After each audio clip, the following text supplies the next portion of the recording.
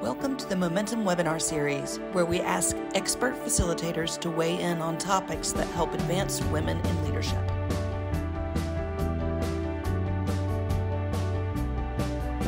Relates to our leadership, as it relates to the places and spaces in which we show up. How do we belong with ourselves? Also, how do we define that narrative as influencers and leaders in the work that we are doing on a daily basis? So that's something that I really want us to kind of think about as well. So if you could just put in the chat for me your name and where you are. And if that doesn't feel great, how about you put in the chat something you daydream about? Now, I know I said daydream. So sometimes we have to come away from our grown up adult lives and sit for a moment and allow ourselves to daydream. Daydreaming is not disassociating. Daydreaming is not ignoring or numbing out. Daydreaming is not distraction. Daydreaming is opening up our imagination to freely explore what we are thinking about and maybe even curious about in that moment. So if a few people or if everyone wants to take maybe just about 30 seconds in silence, and I want you to just daydream. And then maybe write in the chat some of the things you daydream about or you hope that one day you could daydream about. So let's take about 30 seconds of silence and then we'll come back. Daydream for me, please.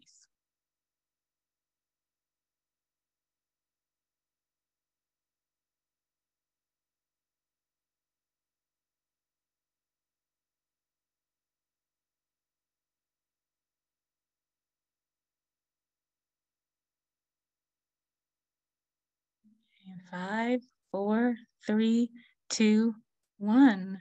Thank you for daydreaming. Oh, how was that? Was that okay? Or was it also a little frightening or challenging or distracting? Or I don't know how to daydream. I don't know. Or was it, thank you, I needed that. Or it gave me an opportunity to think about that. Well, I was daydreaming about lunch because I'm a lunch kind of girl or food kind of girl, or when is never a good time to daydream about what in the world am I having for dinner and lunch and all those kinds of things. So I give myself permission to do that. But I also appreciate everyone, what you're putting in the chat. So we are daydreaming about some cooler weather. Oh, somebody's daydreaming about vacationing. Someone is retiring to Greece. Someone is in a big cozy chair in their library, daydreaming about harmony, daydreaming about reducing and eliminating division in this country. We got, oh, that's, ooh, talk about, that's a big daydream. Yes. Daydreaming about listening to wildlife around the house, daydreaming about your next vacation, quietly sitting for a moment and what that is like for you. Yes, keep on putting more and more and more. Oh, winning the mega lottery. Oh, I'm daydreaming about that too now that you said that, even though I don't play. You have to play to win, or is that how it goes? Yes. Yes, absolutely. Thank you so much for just relaxing for about 30 seconds and then mindfully coming into the daydream, because these are spaces where we all belong. We all belong in our daydreams. We all belong in our imagination. We all belong in that infinite space of curiosity and inquiry that we were just doing together. We also can see some of the spaces where we may want to belong as well in wildlife, in diversity and equity work, in Greece, retired, spending time with more women and listening. So I thank you so much for taking a moment to do that with me today as well. I'm going to go ahead and I'm going to share my screen. And we're going to go ahead and get started with some of the things that we're going to be doing today. And as we kind of think about belonging, I want you to always really quietly and as carefully as you can, just kind of go back to some of the spaces where you feel belonging, where you just thought about daydreaming. And so I want to, as I share my screen, take us to one of the first places where I felt a sense of belonging. Believe it or not, my first spaces of feeling a sense of belonging was not in the workplace. I come from a probably 15-year career as an administrator in early childhood education. I have my master's in early childhood education and a master's in virtual and online professional development, course development. So I spent many years teaching at Jeff State and Jacksonville State University, as well as working with the Alabama State pre-K programs through the Alabama Department of Education.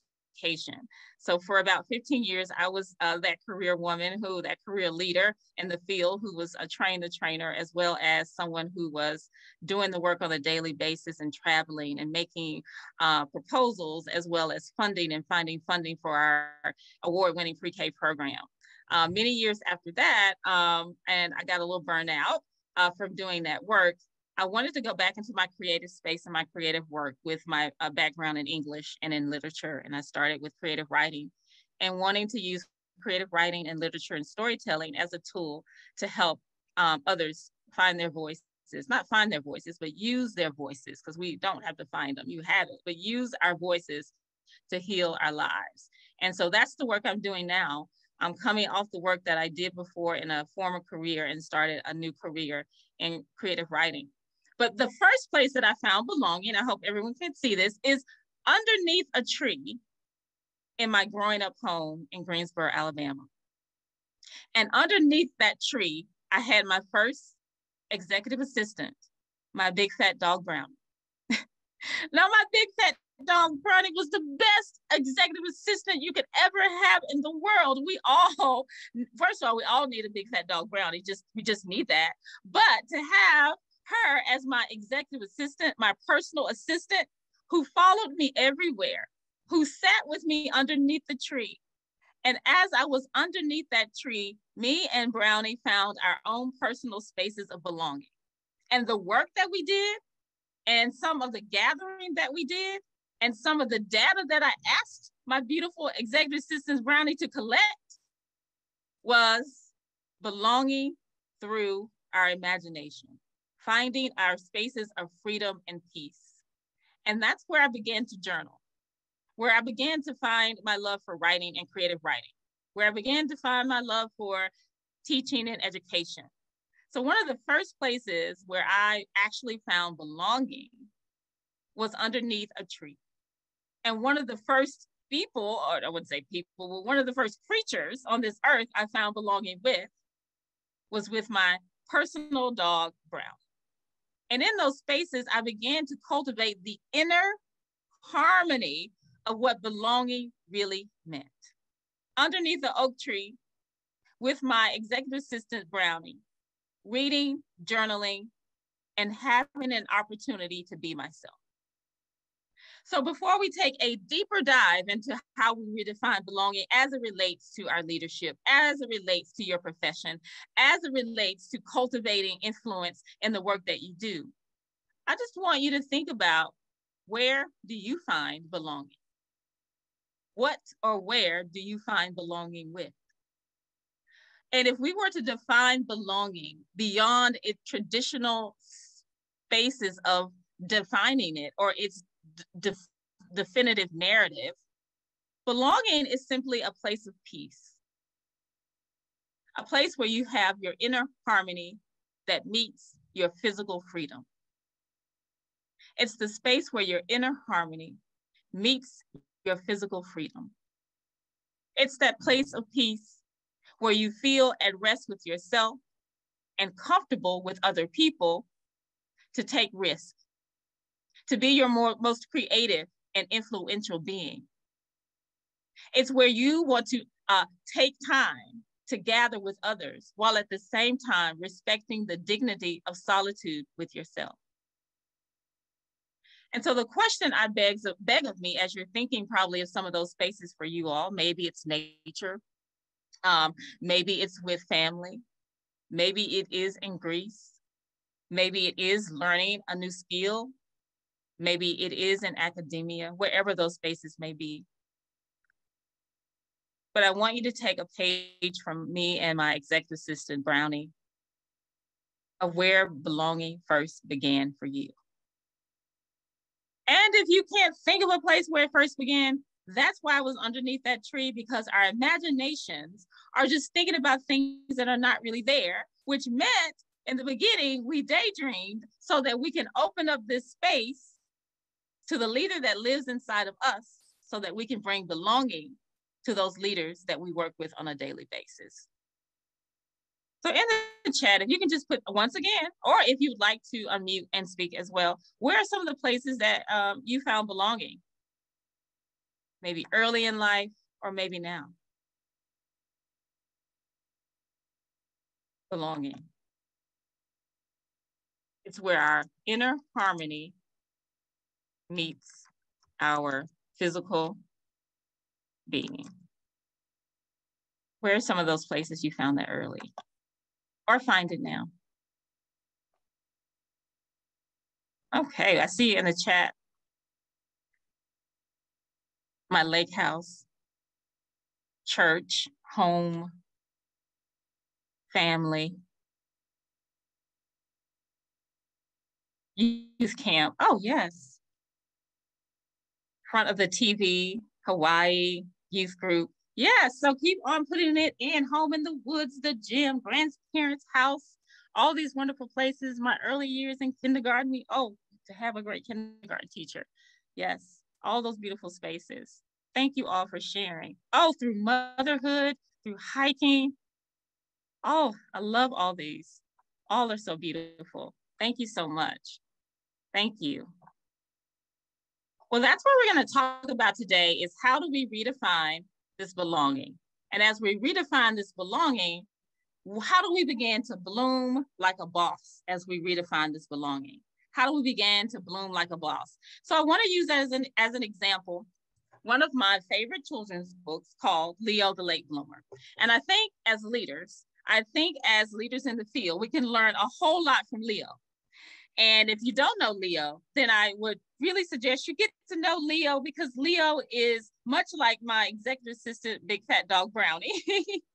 Leo himself, as a lion, was one of the smallest lions in the jungle. Leo didn't eat at the same time that all the other lions ate. Leo didn't learn at the same pace as all the other lions learned. Leo did not perform some of the same hunting and gathering at the same time all of the other lions. Leo was a typical late bloomer, not just a late bloomer in life, but it was almost as if Leo felt as if his development was going to stop him from ever being able to bloom. And so that's what I want us to talk a little bit about today as we began to bloom like a boss. Leo, the late bloomer, and how we can begin to have some emotional security in our planning, in our leadership, so that we can then move into a sense of creating spaces of belonging for the work that we do, with the people that we do the work with, but most of all, for our inner lives. Therefore, we can carry it into our public lives, into the public lives that we have. So we have Leo, the late bloomer, who did those wonderful things and was trying to figure out how I'm going to bloom. And one of the things with Leo, the late bloomer, is Leo, the late bloomer, believed something that wasn't true. Leo, the late bloomer, believed that if in his development, if he did not do it at the same time, within the same pace, within the same direction, within the same type of creativity, using the same type of language, all of those things, right? And Leo, the late bloomer, was like, okay, if I don't know if I'm an Enneagram number 4, if I'm an Enneagram number 9, I don't know what does that mean about me? Does that mean I don't belong in these circles? Oh my gosh, Leo never took strength finders. Leo was like, I'm not sure if I have that book or if I can even find it, or maybe I took it and I didn't comprehend it all the way. Leo, the late bloomer, was one of those who was like, I went to the meeting and I went to the conference, but all I can remember are those Danishes, so it's like, okay, so what do I do now? Leo, the late bloomer, it's like I have not had the opportunity perhaps to become part of this leadership, or I am a part of this leadership, but I have creative ideas. I have these new innovative approaches that I want to take. I have these wonderful disciplines that I want to, exchange with other women, with other people in my field. But will I be heard? Will I belong? Will I be seen? And so Leo, the late bloomer, began to believe that he did not belong in the jungle. Now, where does a lion belong if a lion does not belong in a jungle? Where does a leader belong if a leader does not belong in a ... As a mother, right? As a spouse or a partner, as the president, as the executive assistant, as the creative, as the person in academia, as the person who is just the person who is doing and being and the job that brings them passion. So today I asked us to begin a simple exercise that we can do as an inner exercise that's going to then take us to be able to do some of this work with the people we work with every day, but mainly with ourselves, and then ways in which we can grow in our own leadership, personal leadership, and then hopefully spun it out into the rain for it to go into the leadership with the folks we work with every single day. But today I defy the lie. Remember Leo lie, the Leo lie of I am not good enough and I don't belong, or I will not belong. So today I defy the Leo lie and liberate myself from whatever that lie is and embrace the truth of whatever that truth is. So I'll go first. Today I defy the lie and liberate myself from self-doubt and embrace the truth of inspiration.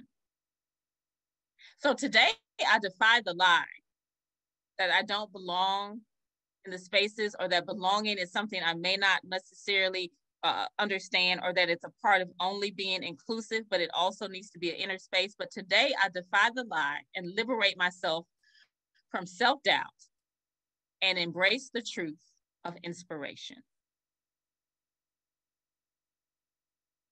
So now it's your turn. What are some of the Leo lies that you would like to liberate yourself from? And what are some of the beautiful truths that you would like to embrace as you think about beginning this journey that we're starting on and bringing more belonging into the work that we do and into our lives? So I would like to take a moment for us to do this. Once again, you can put this in the chat and I will read it, or I would love to hear your voices that are around this circle to unmute if anyone wants to share. What is the lie that you are liberating yourself from? And liberation is what we give ourselves. And then what's the truth that you are taking hold of today?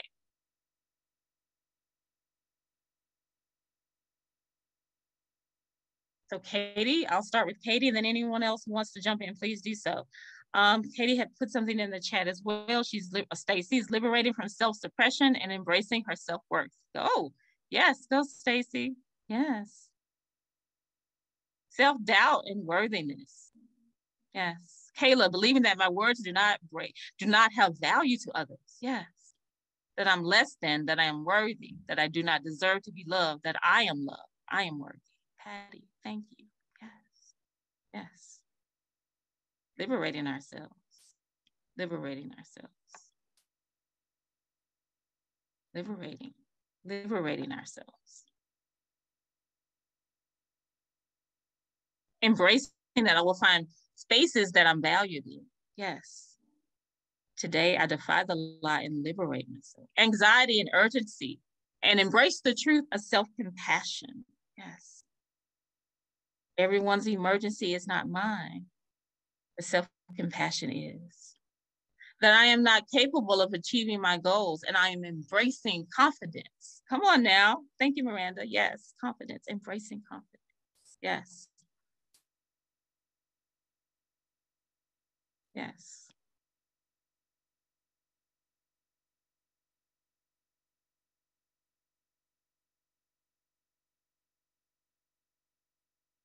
Anyone else? Thank you. Thank you. Yes. Today, I defy the lie and liberate myself from and embrace the truth of. And I ask you, and I open, this is a great opening that perhaps as you're doing work and your diversity, equity, inclusion, and belonging work, as you're doing or bringing any type of belonging work, this can be a great point of reference that you can bring in. Of course, bring in Leo the late bloomer, but also this may be a space where you want to start to actually look at you as an organization, or as an institution, or as a business, or also as a team. You know, what are we believing as a team?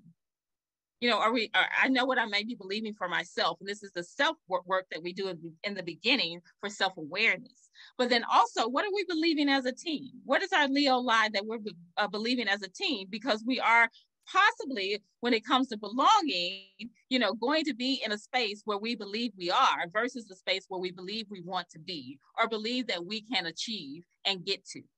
So if your team today is embracing this thought that, okay, today our team is embracing this thought that we are a team that's not going to be a high functioning team, or a team that's not going to find, another team member or another leader or a great president or any of those things, then what truth do you need to embrace?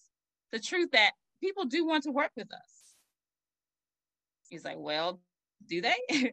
Have we done the emotional belonging work so that can happen? So that's kind of why we're here today. So this is one exercise that you can do as well. And of course, I will pass this along as well.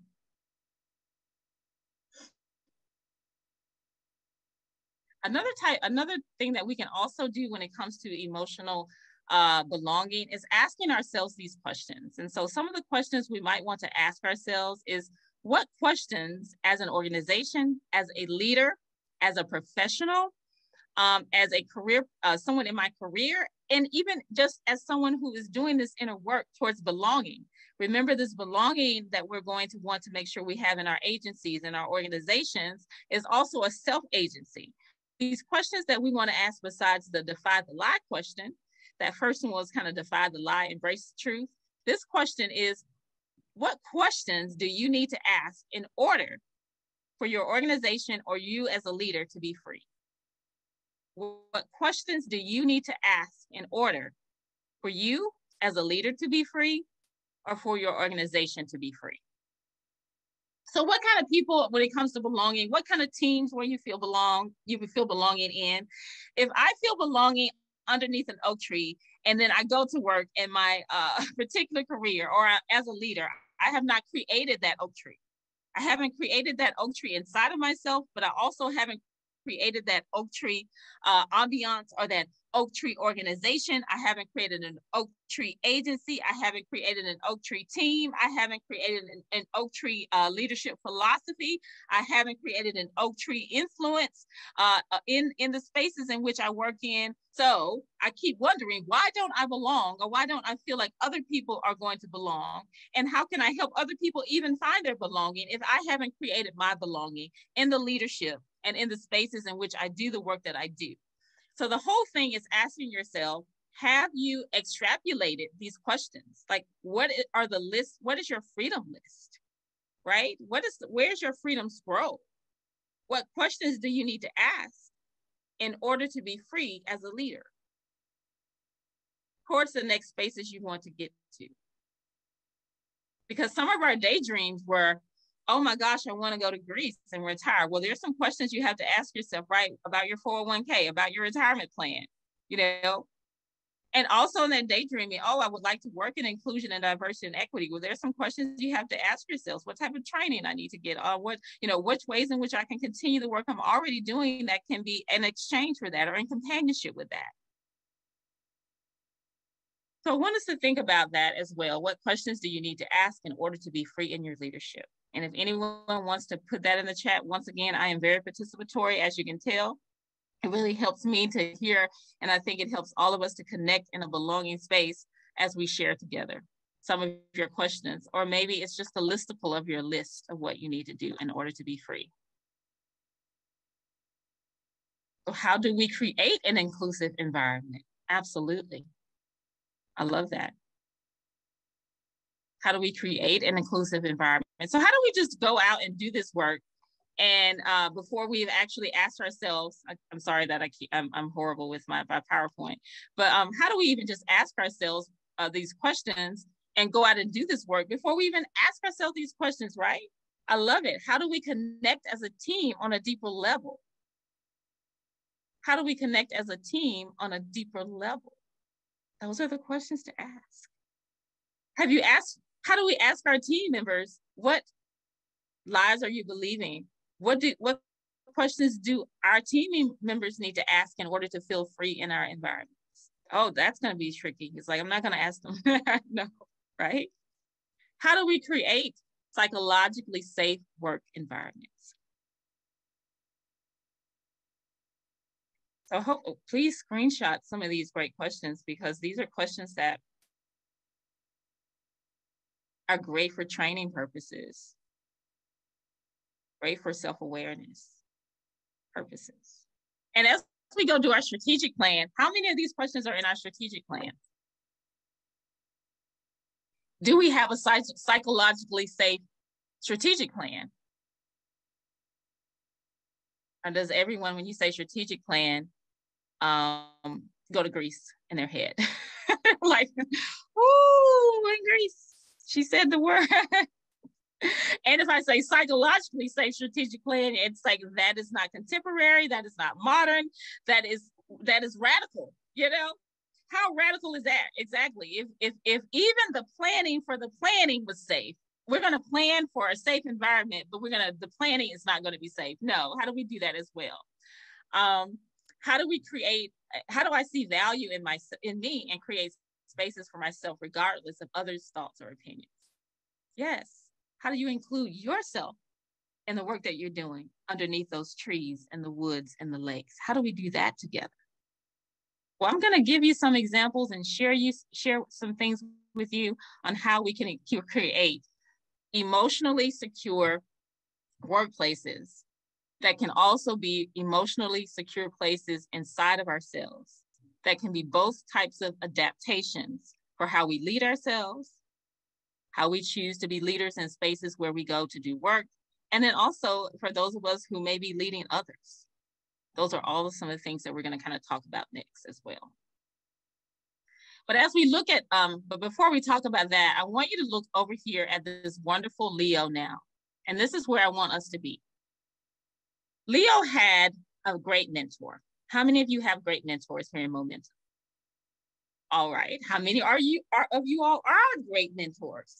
Yes, raise the roof for the great mentors and being a great mentor. Do not, yes, embrace the truth. Embrace the truth, right? Both and or how many of you are going to get a great mentor or be one? That is part of your goal planning as well.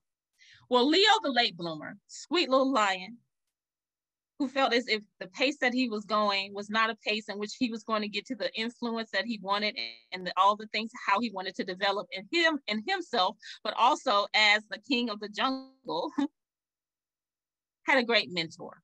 And his mentor was his mother. And Leo, the late bloomer's mentor, said to him, "A watched bloom never blooms. A watched bloom never blooms."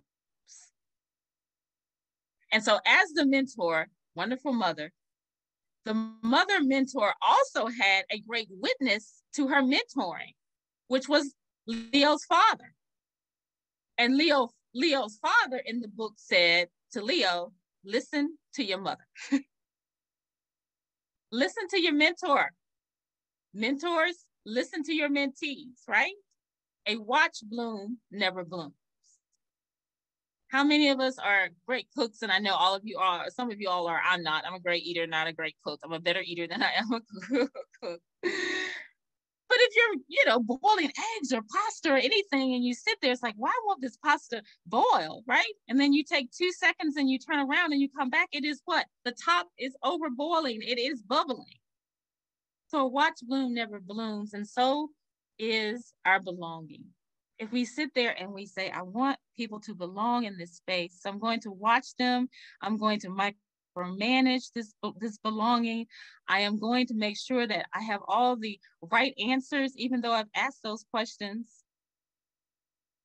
We have to remember that through the mentorship and through the witnessing of the mentorship, that a bloom is going to bloom when a bloom blooms, if we put in the right time and we bring in the right resources and services for the blooming to occur.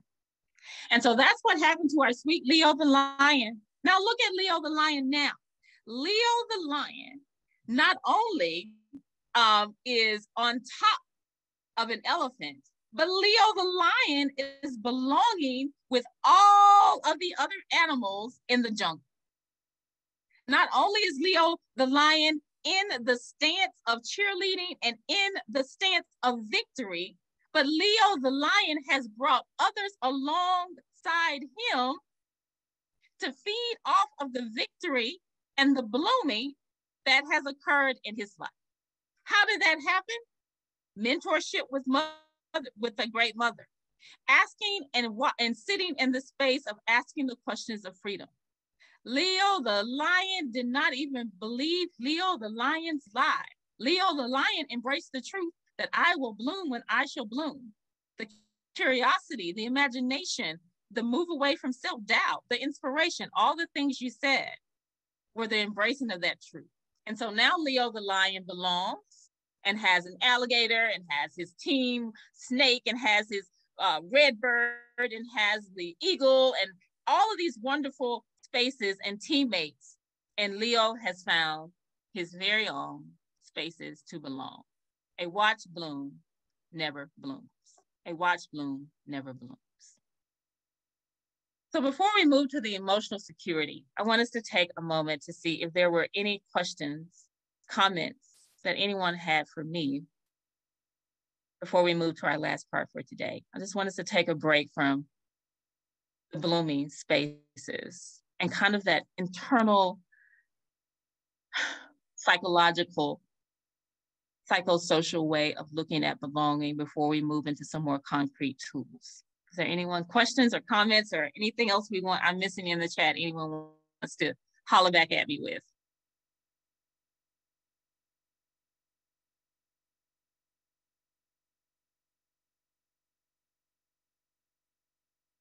I love what Katie said. Thank you for reminding us to allow our growth to be at our pace, not others. Mm-hmm. Yes. Some people had some great mentors, like Leo had with his mother. Someone says, this has been good for me. Thank you. Remember, always you can put in the chat or you can open up and unmute as well. Well, I'll move on now and share some of the tangible tools of Leo, the late bloomer, and some of the things that we can learn from here, from what we just kind of talked about and what we kind of see as well. Me, of course, the person who's has been a leader in early childhood, totally believes that everything you can learn, everything we needed to know, we learned in kindergarten, and every single thing that we need to know past kindergarten, you can find in the children's book. That is just my philosophy in life. And so Leo the Late Bloomer is a masterclass on emotional safety in the workplace. Leo the Late Bloomer has been one of my favorites, as I kind of tell you about as well. But the masterclass is that it gives us some tenements, it gives us a template, it gives us some strong points to look at towards how we can now create emotional security in ourselves and our leadership and our mentorship with our teams, and influence and how it can influence the work that we do on a daily basis. This is not to say that that emotional security is not there. It comes to belonging, when it comes to an inclusive environment where people feel a sense of belonging, where it feels like that oak tree, where it feels like that Greece, where it feels like the place in the woods, where it feels like that cozy couch. These are some of the strong points that may need to occur, not just for you, because if you feel that sense of belonging and haven't asked other people, how do we create a cozy couch here for you? And we have couches and we have trees and we have grease all in the room, then we aren't doing this emotional security work. And we believe that we can have all of those safe spaces and psychologically, emotionally secure places in the work that we do. That is belonging. Remember, it's where our kind of inner harmony meets kind of our physical being, the freedom of our physical being. So the first space is self-awareness. Self-awareness. So Leo didn't fit in, and he learned this the hard way because he was a lion, right, in the jungle. You got to eat, Leo, right? And so he learned that the hard way. Same thing we say when it comes to some of the lies we say about corporate America, lies we say about nonprofit or our professional roles. Like, it's a dog eat world, right? We have to do it this way. If we don't do it this way, then this is the way it's always been done. Or this doesn't feel easy, or this doesn't feel, like a space of freedom, but let's just gnaw it through and let's just get it done. But Leo says that's not emotional security and that's not emotional safety for belonging. We have to first notice and understand our own emotions and be aware of the impact they have on others to create emotional spaces of belonging.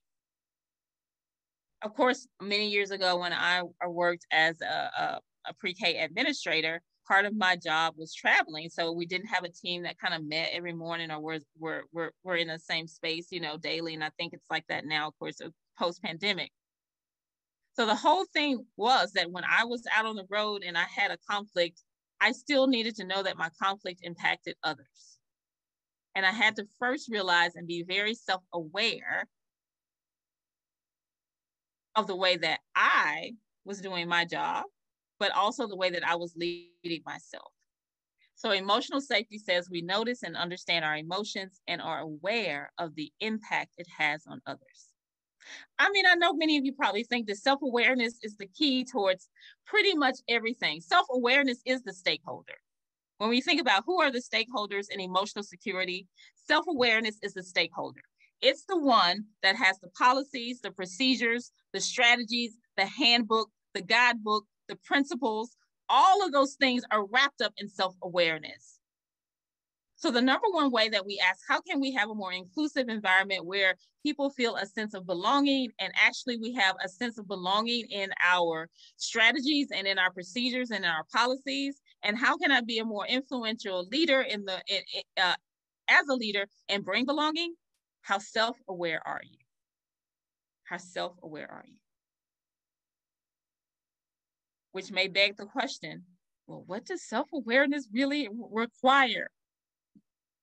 Well, self-awareness requires number 2 in our little strong point and in our wonderful Leo template, self-regulation. So Leo, he faced a lack of belonging. But even while he faced that lack of belonging, he controlled his emotions. And not in a, positive psychology kind of way. If you feel something, say it. Not in a passive aggressive kind of way. Absolutely, we're going to be emotionally mature. But self-regulation says, I manage and control my emotions effectively, and I help my team, or I help those persons as a leader or in my leadership. This is one of my tenements in my leadership towards belonging.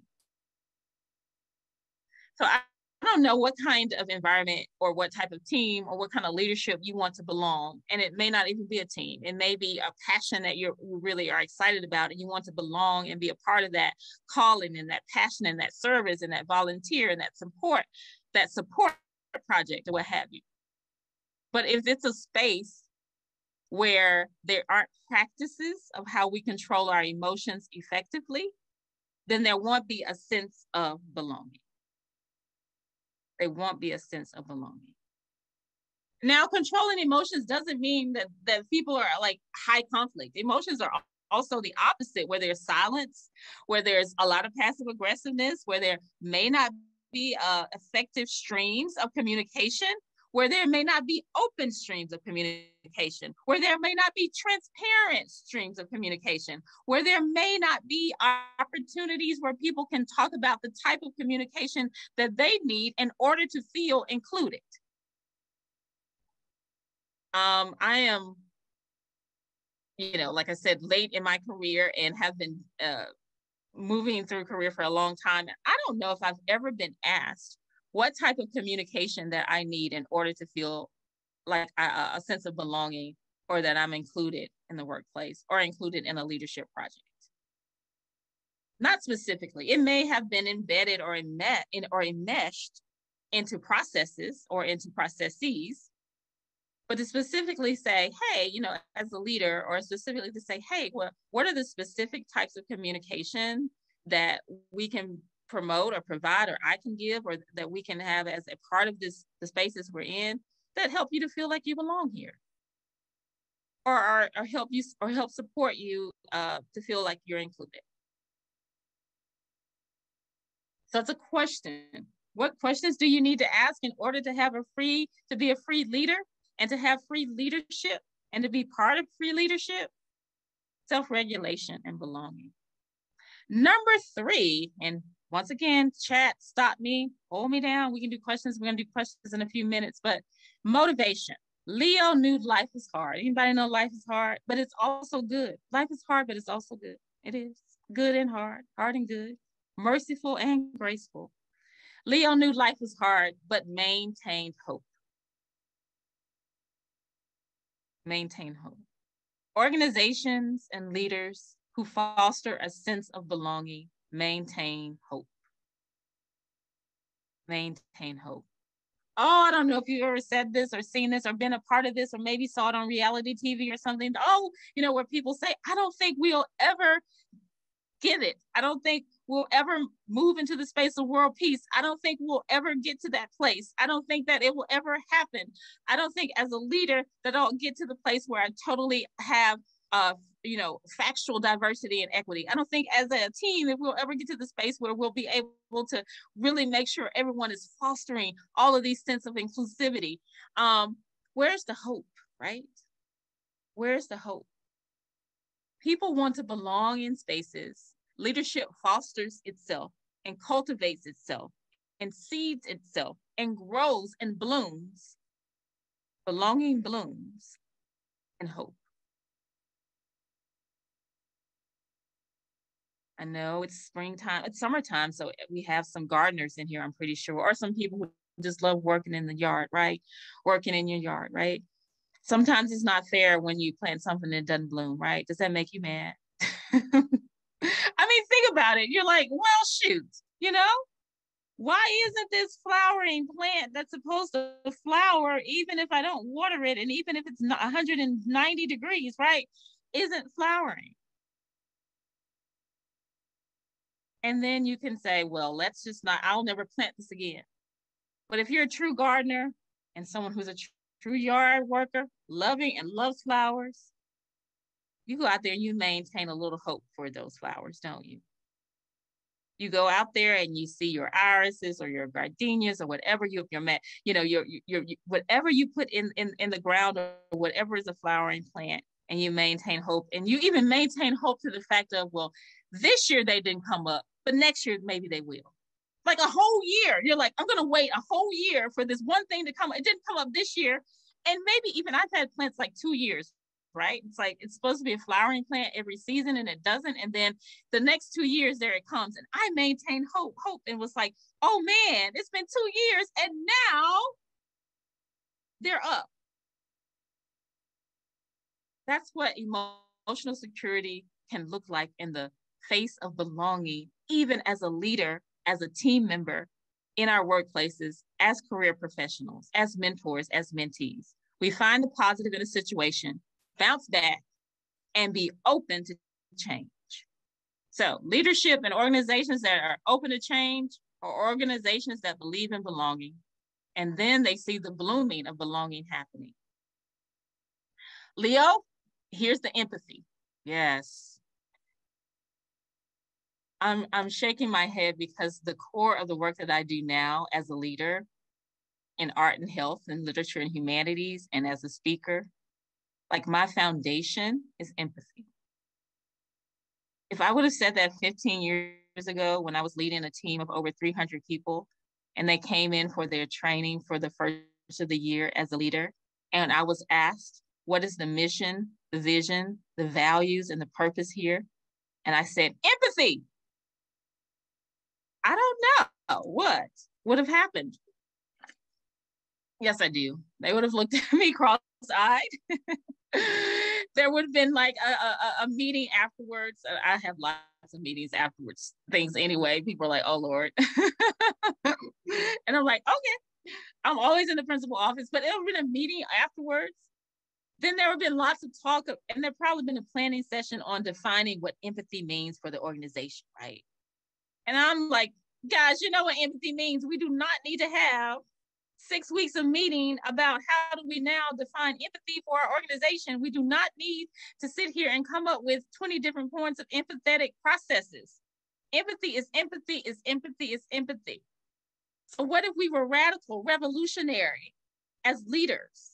And the core foundation and principle came from the principle of empathy. And because without that principle of empathy, we will not have true belonging. We keep asking this question: how can we be more diverse? How can we be more equitable? How can we be more inclusive? How can Salaam keep preaching this thing to me over and over again, right? Because that's what it sounds like I'm doing. How can we belong more, right? Empathy, empathy, empathy, empathy. So Leo, loneliness led to empathy from others and for others. So Leo knew that once he got out into that jungle and met the alligators and the snakes and met the plants that needed to be tended and met the food that needed to be gathered, that he could understand and had a shared feeling of compassion. That shared feeling of compassion equals belonging. So within our missions and visions and purpose and within our leadership mantras and within our leadership's mission and within our leadership slogans and all those things that we do for ourselves, if empathy is not embedded, then there's no compassion. And if there's no compassion, then no one wants to belong in the space where they don't feel understood.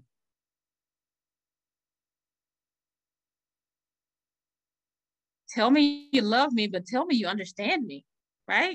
Anyone have a partner? It's like, I love you, I love you. It's like, but you just don't understand, you know? And they're like, I don't. And then we began to share that compassion together. That's belonging.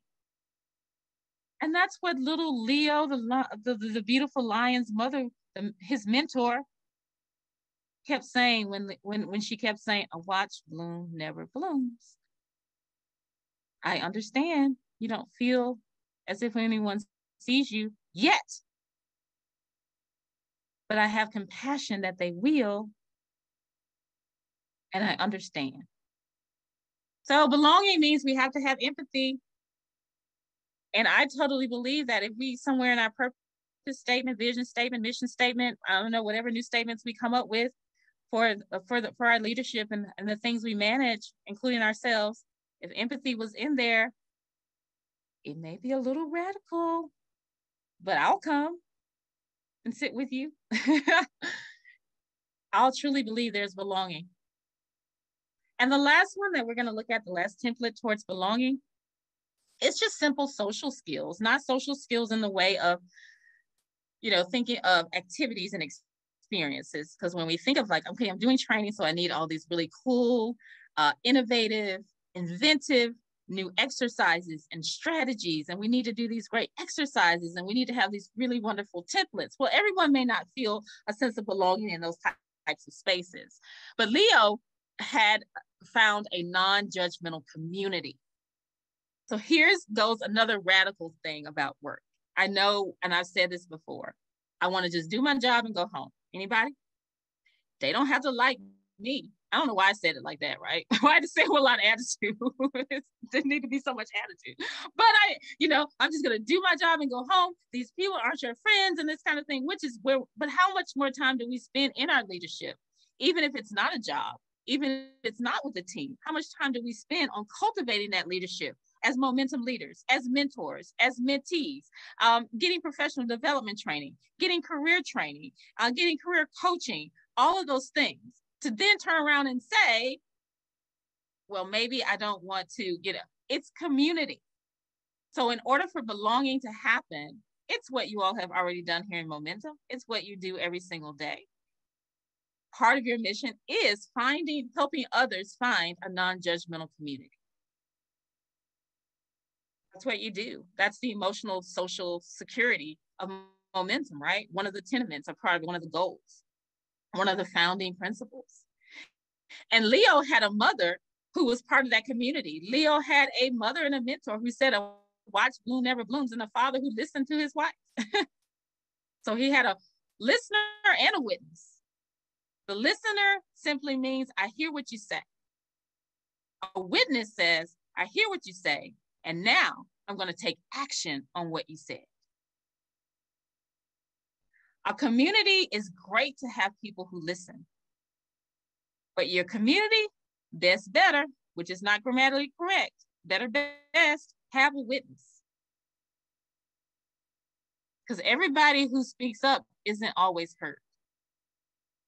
But if you are truly witnessed, you are seen, heard, and known. So a witness takes action on what they heard.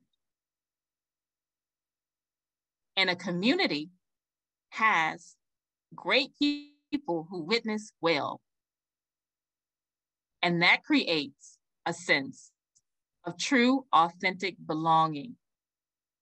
When others know that there are positive relationships here that I can depend on and care about my growth, and I can also be part of helping others grow in as well. The shared reciprocity of belonging. So the effective communication skills to build these positive relationships means that we must value belonging in what you do. So I asked you that question, do you value belonging? If so, then you have a leadership mission and a leadership mantra and a leadership goal that is all about self-awareness, self-regulation. You take care of yourself and can regulate yourself so other people don't feel like they have to when they see you come in as a leader. There's no eggshell cracking, walking on when it comes to the leadership and the belonging in the spaces you are. That means you have your own motivation and you help others find motivation for them. That means that you have a plan for empathy and you practice that empathy and you help others with practicing their own empathy. And you have built a community that regards and values belonging. Those are our ways that we create emotional safety for belonging in the work that we do.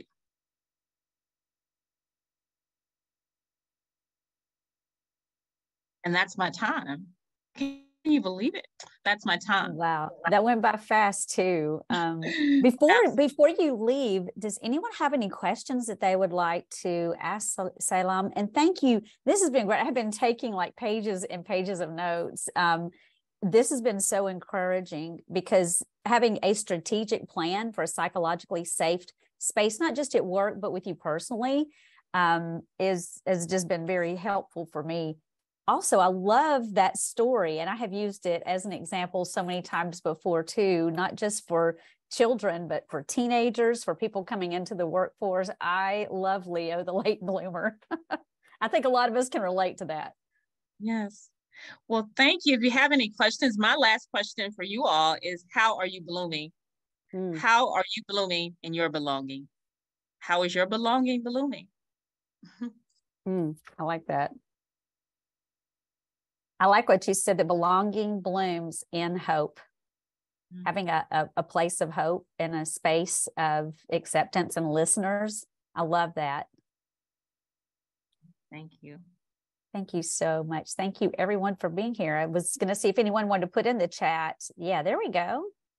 How you are blooming. Absolutely. Well, thank you so very much for being here with us. This has been so much. This has been like drinking from the fire hydrant.